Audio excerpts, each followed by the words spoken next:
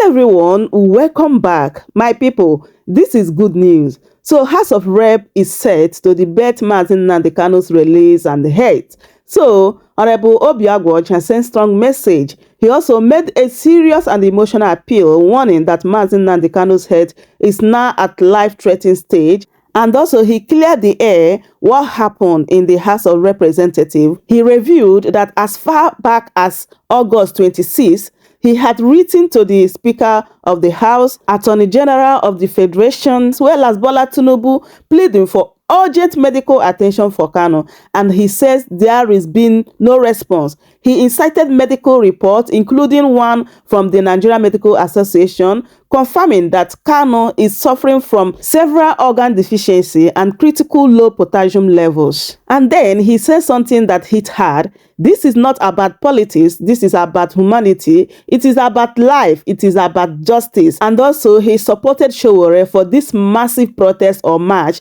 to Aso Rock for Nnamdi Kanu's release. Nnamdi Kanu is very, very sick and he really needs urgent attention. Let's listen closely to what Honorable Obi Aguocha said earlier today on Arise News. Take a listen. Do wait to subscribe for more updates, like the video, share it, and also leave your thoughts in the comment section. Thank you so much for doing so. The ongoing detention and trial of the leader of the indigenous peoples of Biafra, Nnamdi Kanu, has sparked fresh controversy following a confrontation on the floor of Nigeria's House of Representatives. At the center of that confrontation is Abia State Representative Obi Aguocha, who engaged House Speaker Tajudeen Abbas in a tense 7-minute exchange over what he describes as Kanu's deteriorating health condition and the government's silence on the matter.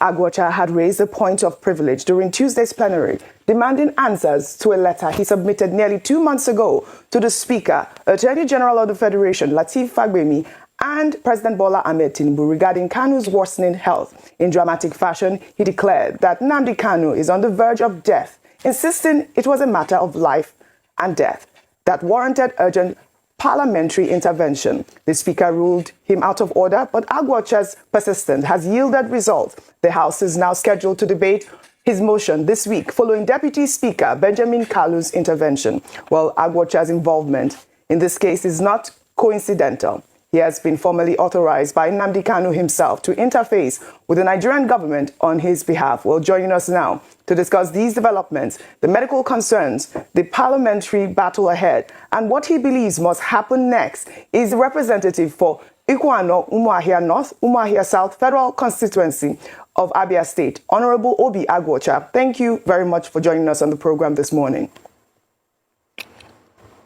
Thank you very much, OJ. I'm happy to be here. Thank you. Honorable Aguocha, let's start with Tuesday's heated exchange with Speaker Abbas. You raised Nnamdi Kanu's health as a point of privilege, but the Speaker ruled you out of order. Now, can you walk us through what happened and why you felt this approach was necessary? You stated that Nnamdi Kanu is on the verge of death. What specific information do you have about his health condition that led you to make, such a grave assertion? Well, on the 21st of August, I had paid a visit to my constituent, Nnamdi Kanu, at the DSS detention. And when I met with him, honestly, I thought I was seeing a ghost-like figure. We discussed extensively, by which we had an intervention of his medical doctors to do a full assessment of him. And their conclusion, which was part of the report that I sent to Mr. President, that I sent to the Attorney General and to my Speaker, was the conclusion of the report was that Nnamdi Kanu had organ insufficiencies, including a low potassium count. You could also recall that during the rendition, the extraordinary rendition on him, his nose were broken and so many other issues that arose from that. So mainly what I was saying to the Attorney General and to the Mr. President and to my Speaker was for them to urgently intervene to give him adequate medical treatment, and at the same time for them to constitute their own panel, government panel, to reassess Nnamdi Kanu with a view to look at the medical report that was in existence, which was his own medical report.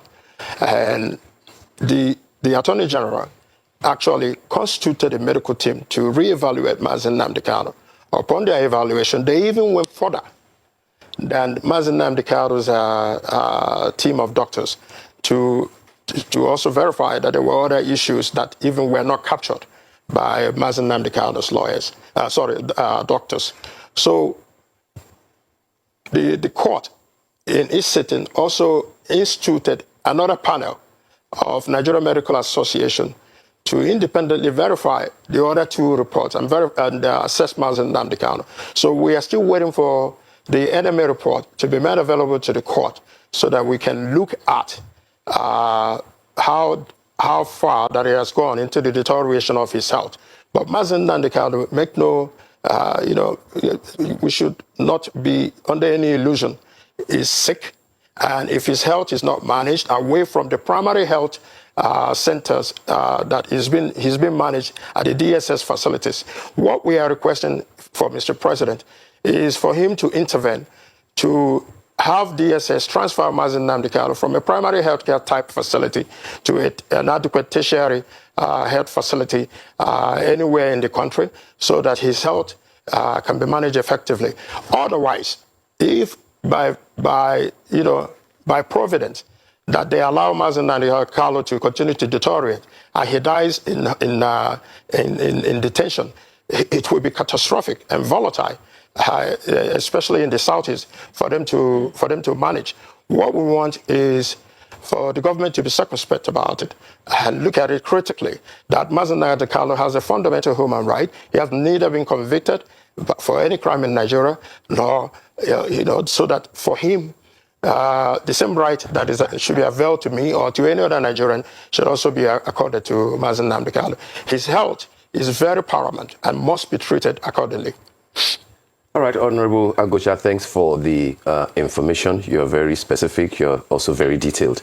But I'll also, at the risk of asking for, personal information, I'm wondering, since you've engaged directly with Nnamdi Kanu and with his medical team, and you're specific in what you are requesting for, the sort of medical attention at a medical facility that you think will be able to look after him, do you have an idea of what ails him?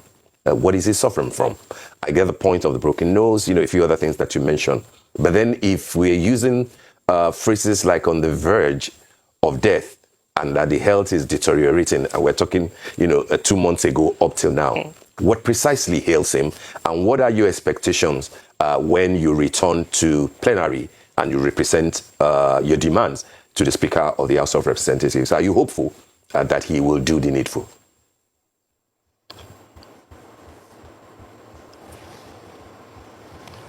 I lost you there a bit. All right. Okay, two questions. Can you hear me clearly, Honorable? Can you hear me? I can hear you now. Okay. Basically, the point I was asking. I can hear you. The point I was asking was what precisely is the problem, medically speaking, with Nnamdi Kanu, given the fact that you know what these doctors are saying and the sort of medical attention that you seek? Because when you use expressions like on the verge of death and deterioration, what precisely ails him? That's one. And secondly, when you return to plenary and you represent your demands, are you hopeful that the Speaker of the House of Reps will do the needful? Yeah, I used the word. I lost you there a bit, but I think I understand the. I lost you there a bit, okay. But let me try to make the general assessment of what you just said. Yeah, I used the word on the verge of death because of the deteriorating conditions as were assessed by his own doctors. And as well, when the second team of doctors constituted by, I believe, at the leave of the Attorney General, also went further than the doctors. That means that, at the baseline, which is Nnamdi Kanu's doctors, are saying that he has organ deterioration and insufficiencies, low potassium.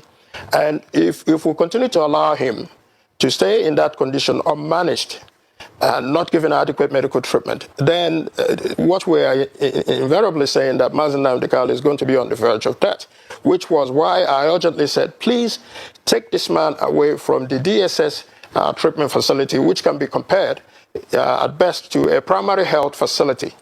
they will not be able to give him adequate treatment. And that was why I specifically requested for him to be taken to an adequate tertiary health facility where he can be given multiple attention on multiple issues to be treated. I mean, it's best for Nnamdi Kanu to be alive than to be dead. It's even the judge in the matter said it's best for him. It's only somebody who is alive can stand trial. So, but fundamentally, this is something that is requested. That is due to Nnamdi Kanu as a citizen of Nigeria. Every citizen has a fundamental right to adequate health care and treatment. Now, regarding the speaker, the urgency of it was why I came under privilege. One, because I have written them earlier, requesting for their intervention. And as a member, I deserve to have a response of whatever issues that I raise, whether it be positive or negative. So when they didn't respond, and it appears that that culture of silence existed in respect to Nnamdi Kanu, we cannot continue to deal with the issue of Nnamdi Kanu in private. It is important that it is venerated in public so that people would know his health status, his condition, and the solutions that we are preferring for him to be treated. I don't think that asking for Nnamdi Kanu to be given adequate medical treatment is too much. But what we are saying that Nnamdi Kanu deserves every fundamental right to get adequate treatment from the state. Yes, thank you so much for that. Now, of course, we know that, you were specifically named by Nnamdi Kanu to interface with the federal government on his behalf, and you raised that order, that issue under Order 2, or Order 6, Rule 2, on privilege, like you rightly said. Now, in as much as the Speaker ruled you out of order, he has said and promised that this motion will be entertained under proper procedure. Have you gotten any commitment as to this being the case, when this might happen?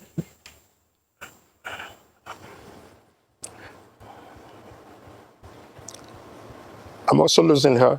Okay, if I may just repeat my question. So I spoke about how you raised this issue on privilege, but the Speaker had ruled you out. Now, he did say that he will entertain this motion. He will look at this issue under proper procedure. So what my question to you is, have you gotten any commitment as to the fulfillment of that promise, saying that he will? We received a commitment of Mr. Speaker. Please proceed. Yeah. I lost you there, but I think I understand what you are trying to ask. We've received a commitment from Mr. Speaker on the floor of the House of Representatives that he will allow for a proper motion to be brought to the House of Representatives for consideration. So within the next few days or within the next week, we hope to bring a proper motion for the consideration of the House of Representatives, and for the House of Representatives to take a position on that, to which will determine whether Nnamdi Kanu has a fundamental right to be given adequate treatment while in detention. So I'm happy that even though that we came through, member privilege, that the Speaker has also agreed to allow for a proper motion to be put forth. And then when we hope, what we hope with not just myself, but in collaboration with other members, especially of the Southeast Caucus of the House of Representatives, that we all come together and stand up and demand for urgent intervention of Mr. Speaker of the House of Representatives and indeed Nigeria to ensure that Nnamdi Kanu is given adequate treatment that he so deserves. All right. Now, I'd like to, discuss a few topics here. Some Nigerians are now calling for the release of Nnamdi Kanu. We are seeing these hashtag Free Nnamdi Kanu all over social media, including Vice President Atiku Abubakar, activist Omoyele Sowore, and other Southeast leaders. And I know that this is coming especially after we saw reports from the North Katsina State, specifically of officials holding peace meetings with terrorist leaders under Operation Safe Corridor with pledges of reconciliation. I mean, meanwhile, we know that Nnamdi Kanu, who I believe was discharged at one point in 2022 by the Court of Appeal, remains in detention. And these are the conversations that we're seeing online. Now, how do you reconcile these apparent double standard in the government's approach in dealing with Nnamdi Kanu's case? Now, do you believe there is any sort of ethnic or regional dimension to how the federal government treats security challenges in the southeast versus the northwest? Yeah, thank you very much for that question.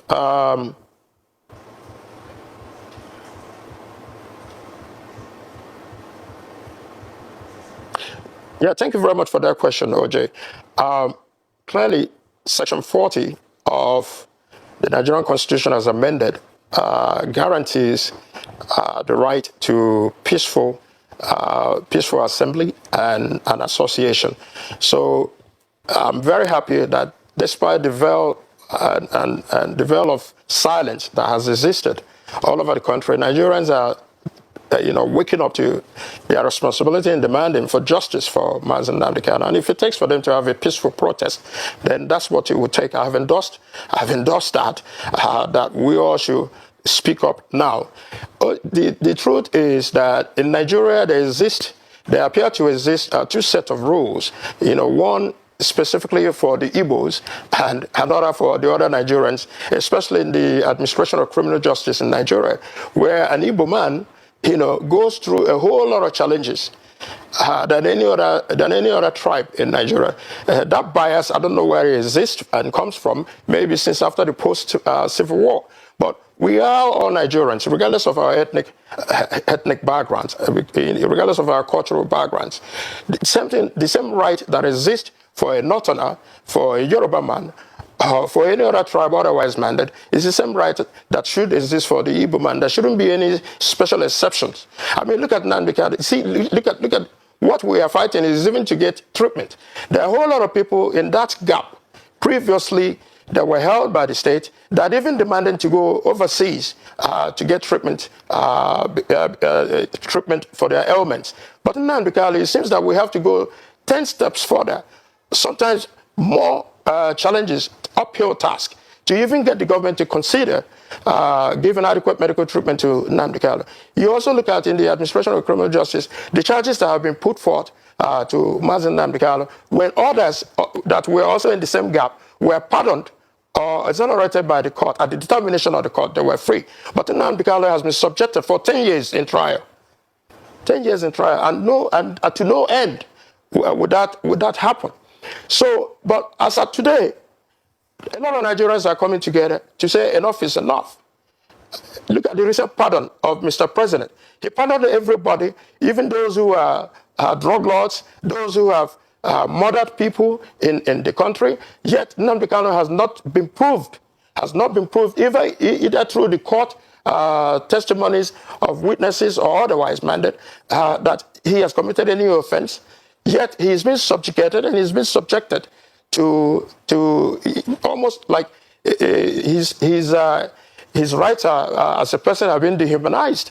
So what we are asking for is for the government to be able to look critically at the issue of Mazi Nnamdi Kanu, to ensure that fundamentally that this is the aspirations and hope of people, especially of the Igbo tribe, that if Mazi Nnamdi Kanu is released, it will bring about it will bring security in the southeast.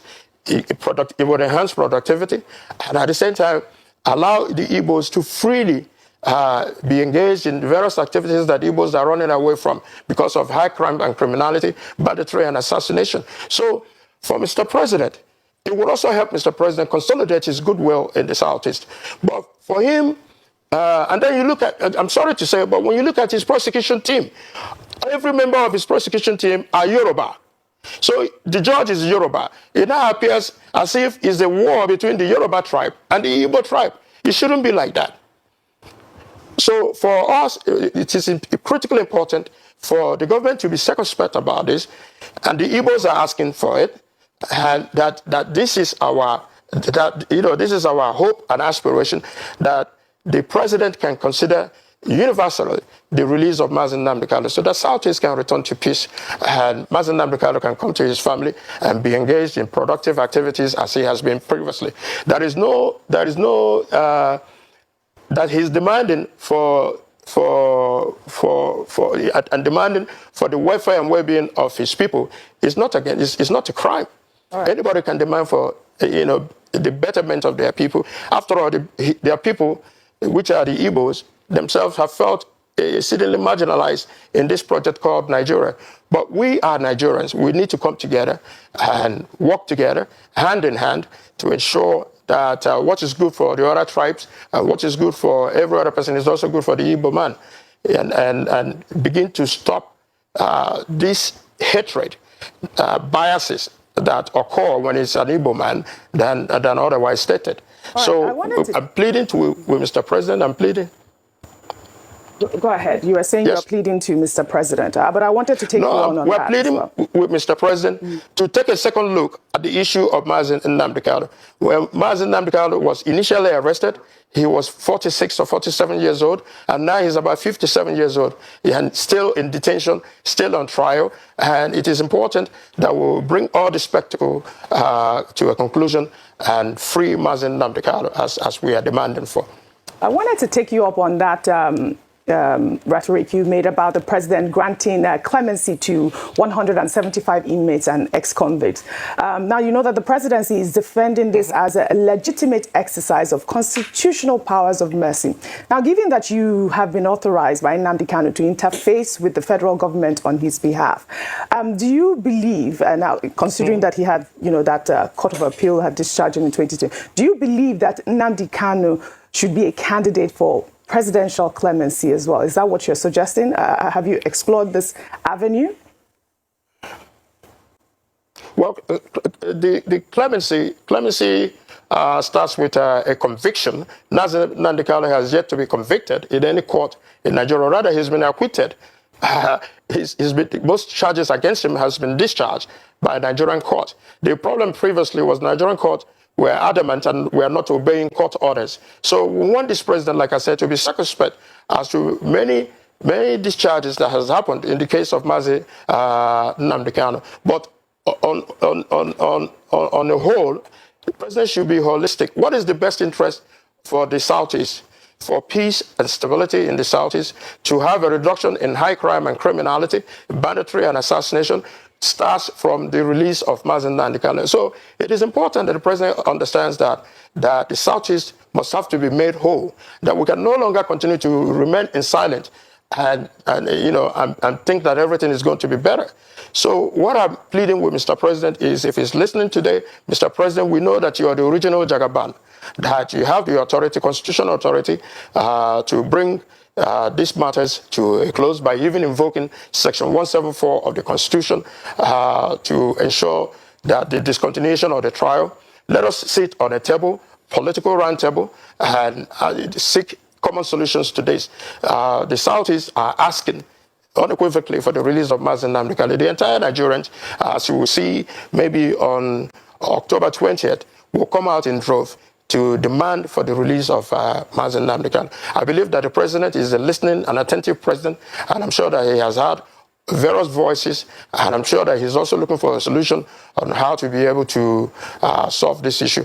I said previously that I will make myself available to come to discuss with the government at all levels. They've also availed me opportunities in the past, but for now, for all of us to come together and find a common solution that will bring about the discontinuation of the trial and the health situation of Nnamdi Kanu, to ensure that we have peace and stability in the Southeast. I think those should be the paramount issues to talk about. All right, Honorable Aguocha. And like you said, I've been giving his mandate. Okay. I've been giving his mandate, yes, his legal mandate, to ensure that we negotiate with the federal government of Nigeria and to ensure that we seek a political solution that will bring all this to an end. All right, very well said, Honorable Aguocha. First question, I would like to ask a couple, if you don't mind. What do you think recommended you for the role that Nnamdi Kanu has given you as the negotiator with the federal government, given that you are also part of government one way or the other. But I also heard you say something akin to conspiracy of silence, even in the National Assembly, as far as Nnamdi Kanu's issues are concerned. What recommends you for this role, and what specific holistic move do you think that you have made as Southeast, as Igbo nation, to consider what Ohaneze has always, tried to say, that it is political solution that can ultimately free Nnamdi Kanu?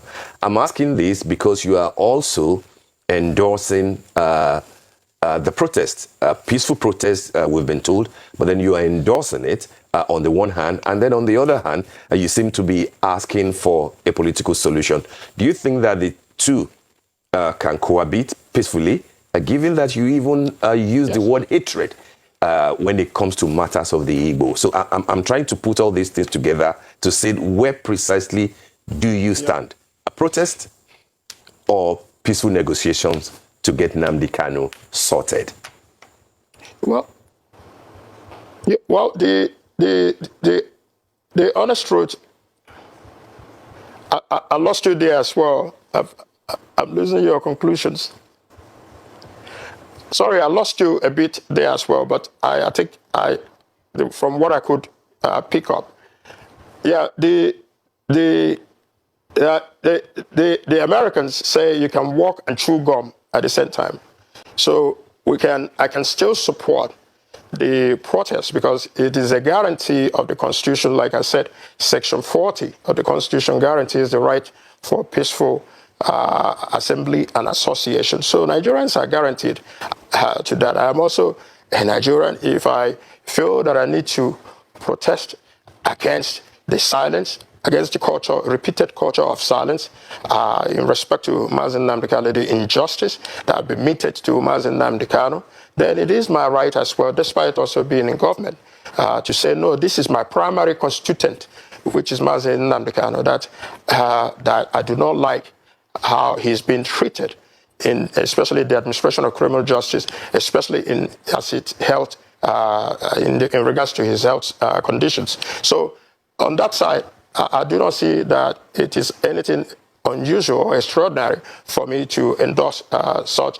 Anywhere we can get Nigerians to come and put pressure on the government to ensure that Mazi Nnamdi Kanu is adequately taken care of, or to ensure that Mazi Nnamdi Kanu is released, then that assembly, peaceful assembly, has my endorsement. Then on the other hand, I'm the representative of Mazi Nnamdi Kanu. I've known Nnamdi for a very long time. We went to primary school together. He was my junior. We went to secondary school together. We lived in the same Umahe. He's my constituent. So it is my responsibility in government to speak not just for him, but for many others in that gap of injustice. So it's my responsibility as well. Now, for him to have given me the mandate to negotiate means the highest confidence that he has and trust that he has in me, to know that I will stand by him unequivocally regardless of the circumstances, and that I will be there to speak up to ensure that his matter is given a national urgency that he has been given right now. So on that basis, I am confident that with my relationship with my colleagues, with my relationship with other people in government, that we can bring about a political solution. Initially, we had 60 members of the House of Representatives that signed a letter, if you recall, 60 members from all political delineations, backgrounds, that signed a letter to Mr. President, and up to another group of 180, half of the House of Representatives, that signed a letter to Mr. President. So on a political scale, we believe that if all the Igbos come together, it's not just Obi Aguocha, if all the Igbos, if all Nigerians of goodwill, of good conscience come together, that we can sit with the administration and negotiate a political solution that will be in the best interest of Nigeria, that will be in the best interest of Mazi Nnamdi Kanu, that will also be in the best interest of the Igbos, the Southeast in general, who are themselves bearing the brunt of high crime and criminality, banditry and assassination and kidnapping that are so prevalent in the Southeast. So I believe that this is a unique opportunity for the government again to look towards, with us look towards finding a common solution to this problem. Nnamdi Kanu has suffered enough. He has been prosecuted enough, and yet has not been convicted of any crime. Rather, most of the charges, 15 charges, were initially filed against him on terrorism, and of those 15 charges, 8 has been dismissed by a competent court of jurisdiction. And the remaining 7, we still believe, based on the evidences presented in court, that the federal government has yet to prove otherwise, that Mazen Nnamdi Kanu has done something extraordinary to be charged with the high level of terrorism charges that have been given to him. And now you also remember the extraordinary rendition of Mazen Nnamdi Kanu. Mazen Nnamdi Kanu was kidnapped from Kenya, brought to Nigeria. On what basis does the Nigerian court have jurisdiction to even try Nnamdi Kanu in the first basis? So, but these are the things that we have to look at in whole with the administration and seek a common solution. We want peace. We want peace in the Southeast. We want peace in Nigeria.